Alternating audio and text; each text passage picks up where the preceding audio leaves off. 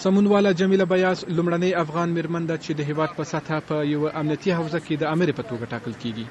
نن میرمن بیاس د کابل ښار د لومړنۍ حوزې د امرې په توګه د خپل کار درېیمه ورځ پیلوي. سهار له کوره تر راوتلو وروسته غواړي له ټولو هغو امنیتي پوستو څخه چې د لومړنۍ حوزې تر کنټرول لاندې دي لیدنه وکړي.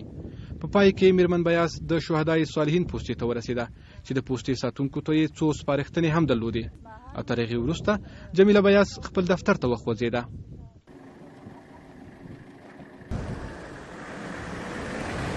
د کار په دویمه ورځ چې پرون وه هم ورغلی وم. له ډېرې بوختیا سره سره بیا هم راته د مرکې وخت راکړ.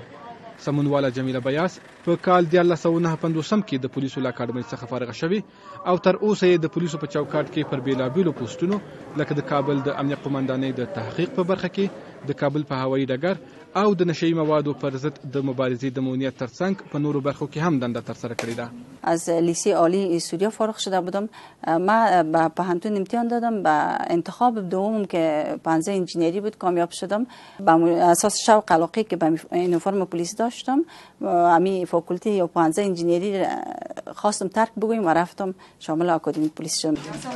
د لومړنۍ حوزې د امرې په توګه د جمیله بیاس ټاکل کېدل ځینې ښځې هڅولي چې د پولیسو په لیکو کې شامل شي او یوه نمونه یې دا میرمن ده. جمیله جان که دیدم علاقیم بسیار زیاد شد. وقت هیچ قدر قصیش نبودم. بسیار خوش دارم، دوست دارم که درای وطن بمرم، درای وطن خدمتگارم وطن خود باشم. قبلا هم پست بر من پیشنهاد شده بود که وزیر صاحب قبلی بود ولی من نپذیرفتم. به خاطر نپذیرفتم من مستقیم گفتم که اگر به شکل سمبولیک تعیین میکنن در جای من قبول نمیکنم. به خاطر از اینکه کسی که در یک موقف قرار میگیره، در یک بست میره، باید با صلاحیت بره. زمانی که خود وزیر صاحب من پذیرفت گفت که تو شخصا همه صلاحیت داری. میرمن بیاس وایي چې اداري فساد یوه لویه ننګونه ده، خو چمتو ده چې پر وړاندې مبارزه وکړي. در رابطه به اینکه فساد اداری نه تنها در حوزه اول امنیتی، من فکر میکنم که در حوزه‌های دیگر در سطح مملکت وجود داره.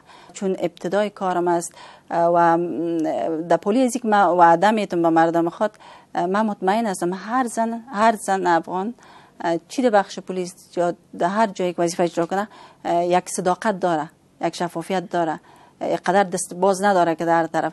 انشالله به توکل خدا در این قسمت مبارزه خواهد کردم. په افغانستان کې 150,000 پولیس فعالیت کوي چې نږدې 1% یې میرمنې دي.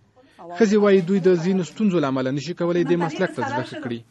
خو د ډیرو کتونکو په وینا د کورنیو چارو وزارت دا ډول اقدامات چې پکې میرمنې د پولیسو د رهبرۍ سطحې ته راوستل کیږي ښایي میرمنې وهڅوي چې د پولیسو لیکو ته ورشي. محترم سمنوال امیر اعظم اول امنیت پلیس، مشکلات چیز مشکل اگر پرابلم داشته باشین میتونیم بگیم.